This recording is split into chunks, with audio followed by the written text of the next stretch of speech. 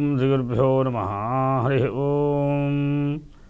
గణానాం త్వా గణపతిం హవామహే గవిం గవీనాముపమస్రవస్తమం జ్యేష్ఠరాజం బ్రహ్మణాం బ్రహ్మణస్పద ఆనశృణ్వన్నోతిభిస్సీదసాదనం. శ్రీమహాగణాధిపతయే నమః. ప్రణో దేవీ సరస్వతీ వాజేభిర్వాజనీవతి ధీనామవిద్రియవతు. శ్రీమహాసరస్వత్యై నమః. శ్రీగురుభ్యో నమః. హరి ఓం. మనం ఇప్పుడు బిల్వదళాల గురించి తెలుసుకుందాం. బిల్వదళాలు వచ్చే ప్రయోజనం ఏమిటి, దానివల్ల శివుడికి అసలు ఎందుకు ప్రీతికరంగా మారింది, దాని వివరాలని కూడా మనం తెలుసుకుందాం. మనకి విష్ణువుకి ఎలా అయితే తులసి ప్రీతో శివుడికి అలానే బిల్వదళం అంటే చాలా ప్రీతి. ఎందుకంటే శివుడికి ఎప్పుడు కూడా అమృతంలాగా ఉదగాని నీళ్లు అంటే సమృద్ధిగా నీరు అంటే వరుణదేవుడి యొక్క వర్షం ద్వారా మనం కురిసినట్టుగా స్వామివారికి ఎప్పుడు అభిషేకం చేస్తూ ఉంటాం.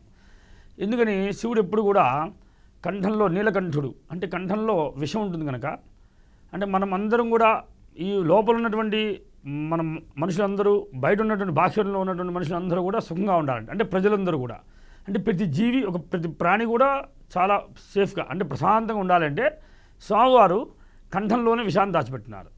ఎందుకంటే ఇప్పుడు సముద్ర మథనం జరిగినప్పుడు ఆ విషాన్ని అంతా కూడా కంఠంలో పెట్టుకుంటారు.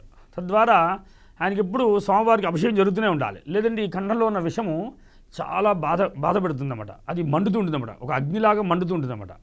అది మండకుండా ఉండడానికని మనం ఉదగాలంటే నీరు పోస్తూ ఉంటాం, ఇప్పుడు శివుడికి అభిషేకం చేస్తూనే ఉంటాం అన్నమాట. అలా అభిషేకం చేయడం వల్ల శివుడు శాంతిస్తూ ఉంటాడన్నమాట. అప్పుడు ఎక్కడన్నా శివుడికి తేమలాగా లేదా తడంతా ఒక చోట ఉండిపోయి దానంతా మలినం ఏర్పడుతుంది. అంటే ఎటువంటి క్రిమికీటకాలు ఆపాదించకుండా ఉండడానికని బిల్వదళాలు వేసి మనం స్వామివారికి అర్చన చేస్తామన్నమాట. ఎప్పుడైతే ఈ బిల్వదళాలు వేయంగానే శివుడి దగ్గర తేమంతా లాగేస్తాయి బిల్వదళాలు.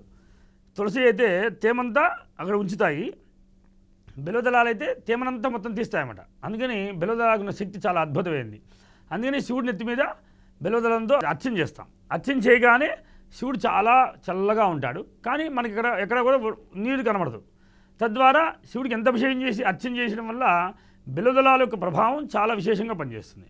అయితే శివుడికి అసలు బిల్వదళం వల్ల వచ్చే ఉపయోగం ఏంటంటే విభూతిర్భూతరైశ్వర్యమని మా దిగమష్టద. మనం ఐశ్వర్యం విభూతి ఎలా అనుకుంటామో మనకి విష్ణు సాంప్రదాయాలు అంతా కూడా తులసిని మహాపవిత్రంగా ఎలా అయితే భావం చేస్తారో మన వాళ్ళు శివార్చకులంతా కూడా చక్కగా ఈ యొక్క బిల్వదళాన్ని ఐశ్వర్యంతో భావం చేస్తారన్నమాట.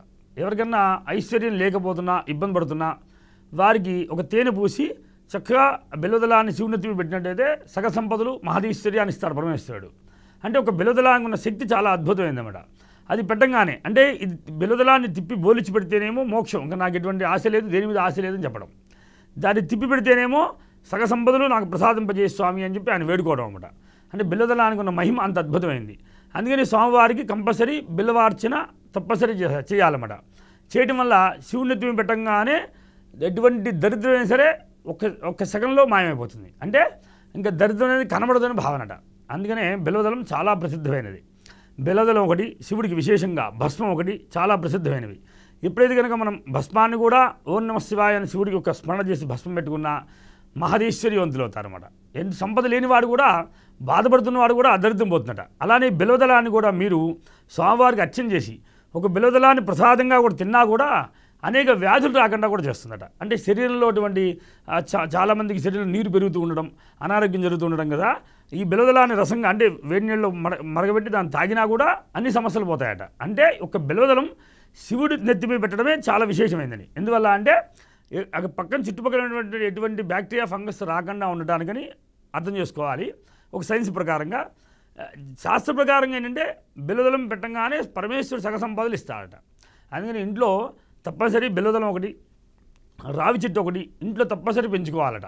పెంచుకున్నట్లయితే వాళ్ళకి సంతానాభివృద్ధికి ఇబ్బంది లేకుండా రావి చెట్టు వల్ల ఈ బిల్వదళ ప్రభావం వల్ల మహదీశ్వర్యాన్ని ఇస్తూ సర్వసుఖాలు అనుభవిస్తుంటారని. అంటే బిల్వదళం ఒక విశిష్టత చాలా గొప్పది, ఒకటి కాదు. దీంట్లో బిల్వదళాలు కూడా త్రిదళం 3 రకాలు కాకుండా 9, 11 చాలా రకాల బిల్వదళాలు ఉంటాయన్నమాట. దేని ద్వారా అర్చన చేసినా మీ మనస్సంకల్పం అంటే దీంట్లో ఒక బిల్వదళం విశేషం ఏంటంటే శుక్రవారం పూట ప్రతి శుక్రవారం ప్రదోష కాలంలో తేనె పూసి ఎవరైతే స్వామివారికి మనస్ఫూర్తిగా ఆ బిల్వదళాన్ని అర్పిస్తారో వారికి 11 వారాలు అయ్యేలోపు ఎంత సంపద కావాలో అంత సంపద ఇచ్చేస్తుంట బిల్వదళం. అంటే బిల్వదళానికి ఉన్న అద్భుతమైన శక్తి చాలా అద్భుతమైంది. ఎందువల్ల అంటే బిల్వదళం ఎందుకు పెట్టాలంటే ఒక మారేడుకాయే ఒక నిమిషానికి 1,00,000 గాయత్రి జపం చేస్తుందట. నిమిషానికి 1,00,000 గాయత్రి జపం చేస్తుందంటే అర్థం చేసుకోండి. ఇంకా బెల్లోదల ఎన్ని రెట్లు చేస్తుందని అంటే అన్ని కోట్ల రెట్లు తపస్సు చేస్తుందట. అందుకని ఆ బెల్లోదలాన్ని అంత శక్తివంతమైనదిగా భావం చేస్తారు. అందుకని కొంతమంది ఏం చేస్తారంటే 3 దళాలుగాను ఉంటేనే పెట్టాలి అనుకుంటారు. అది కాడ ఊడిపోయి ఒక దళంగా ఉన్నా కూడా పెట్టచ్చు, ఏకదళం కూడా ఉంటుందన్నమాట.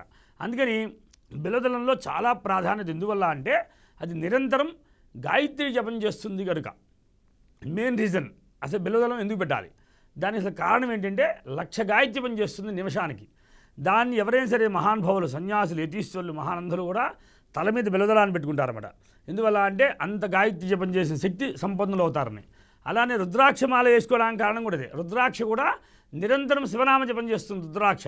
అది మెల్ల ఉన్నప్పుడు మొహం తేజవంతంగా, వర్చస్వంతంగా ఉంటుందంటే అర్థం చేసుకోండి. అంత అద్భుతమైన కలర్ అంతా కూడా ఈ రుద్రాక్ష మాలిస్తే ఈ బెల్లోదలం మహాశక్తిని ఇస్తుంది అన్నమాట. అందుకని ఋషులందరూ కూడా, సన్యాసులు అందరూ కూడా బెల్లోదలాన్ని, తులసి దళాన్ని తల మీద ధరిస్తుంటారన్నమాట. అలానే శివుని పెట్టడం ప్రాధాన్యత దానివల్ల జరిగిందన్నమాట. జై గురుదేవ దత్త.